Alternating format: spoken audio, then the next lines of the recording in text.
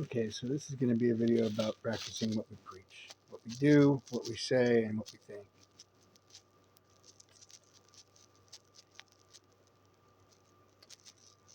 When someone practices, they preach, it means they live by the codes, the very codes they set forth for others to follow. I try to do that as closely as I can.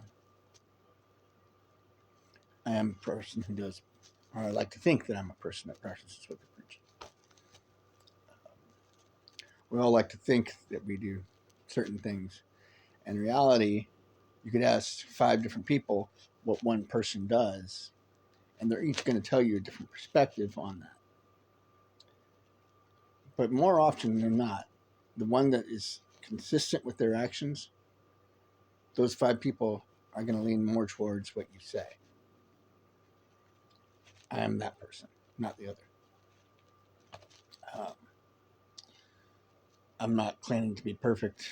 By no means am I perfect. By no means. But I do practice what I preach. Um, Being able to discern and act upon what we believe is right, what is wrong, what is good, and what is meant to be done is the fulcrum on which our behaviors are based. Uh, about 3 years ago, I was an atheist, and I lived life by one simple rule, which was try not to be a cunt. But that had gross, gross expansions on what I could and could not do as far as my behavior went. And there was a lot of correction that needed to be needed. Thank God that God came and rescued me. There's times in our life we look back and we'll see something is wrong, but we'll do nothing about something. I've done that. I've been guilty of this. Others have. I don't do this anymore. When I see something is wrong, I stand up for it. But that is now, not then. We're coming into a new era, and people who are watching this, I'm pretty sure can feel the emotional charge and the charge in the air, the energy in it, that a change is coming. And us with those with the ability to discern this change, it is for the better. And it is up to us, morality-wise, to either work with that change or not. I choose to work with that change. Because change is the only effect that is permanent in this universe, other than love. Love is actually the cause. Effect is change.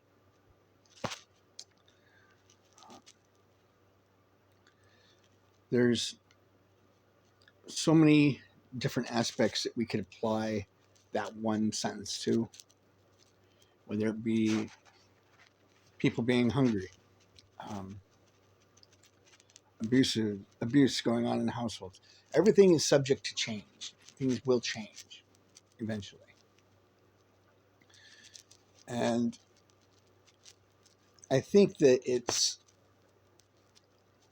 vastly important that we look at the other person in our neighborhood, in our community, that is trying to make these changes, and we support each other through those changes.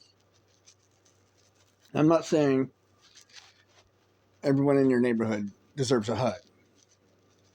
I'm not saying that. I'm saying that when you see somebody trying to make the world better, that is a good thing. Don't knock them for This is where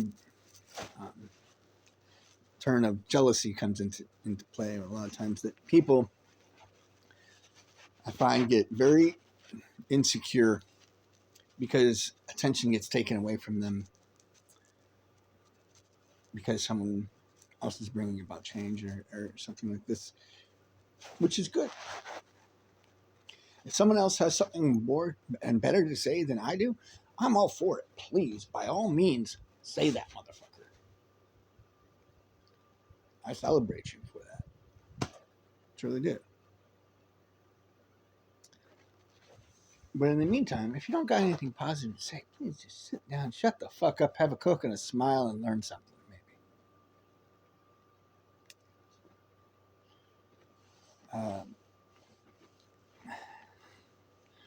Sorry, I kind of dealing with energies.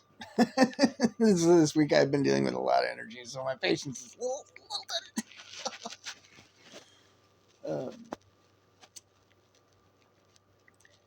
there's been a lot of opposing energies. And for the life of me, I can't figure out why, except for the fact that through insecurity.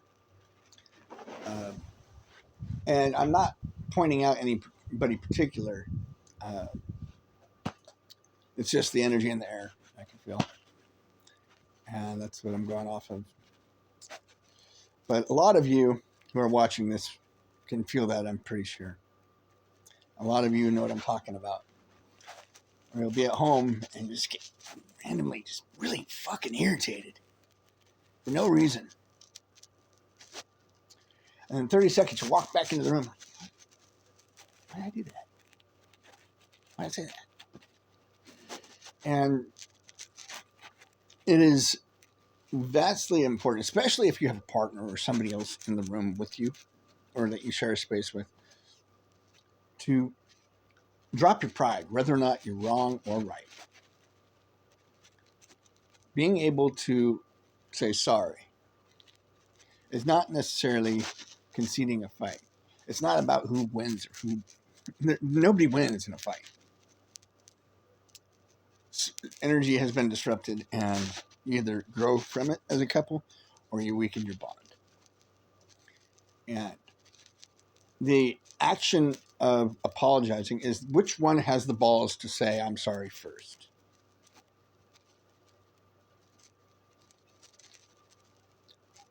That is important. And it doesn't matter if you're always the one always saying, I'm sorry. You're allowed to. You're allowed to not say you're sorry. If you're truly not sorry, don't say it. I'm not condoning you to, start a fight with your partner or anything like that. What I'm saying is use your discernment. And your first gut instinct, when you're walking away, you're pissed off, and you realize you were wrong in the fight, that's what you go with. Stay with that emotion. Not the initial, oh, I'm mad at that person. Once you turn and walk away and you realize that was wrong, that is the emotion I'm saying is core to our evolution and to growing as people and as couples and as partners and as roommates, however the fuck you want to say it. People have a certain level of dignity that they are entitled to. I'm entitled to a certain level of dignity and respect just as you are. If someone is treating me under that dignity and respect, I'm going to let them know. So should you. And this all leads back into practicing what I'm preaching, because if I'm giving advice about energies and rooms and fights and whatnot, I better sure as shit know practice what the fuck I'm talking about. So And insecurities. Oftentimes, our insecurities are things that we find that we don't like about other people. And it's usually unhealed aspects of ourselves. I'm not saying all the time. I'm not saying that. I'm saying often.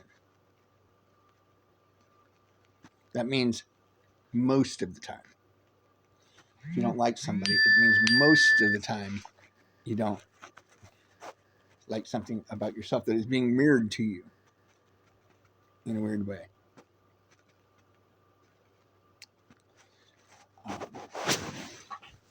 The journey of self-improvement is vast. It's long.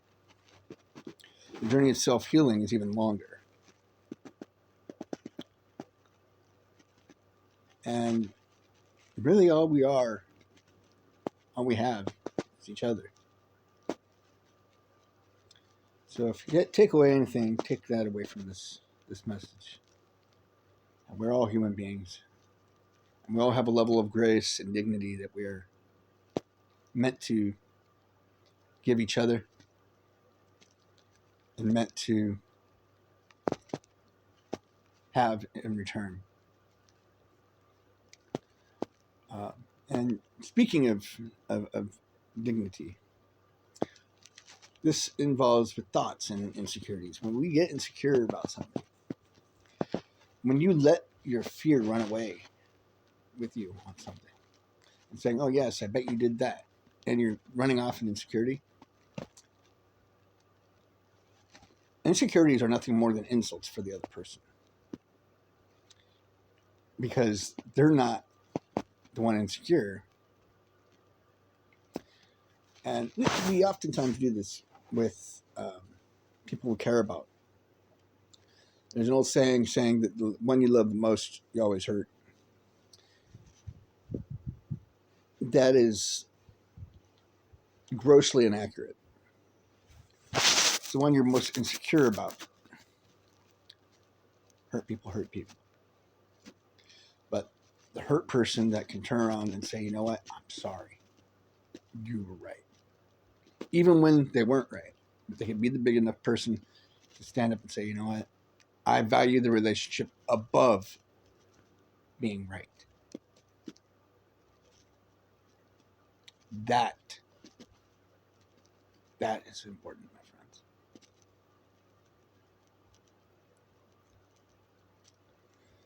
That's all I really came on here to say. I wish you all well. Have a good day. Namaste.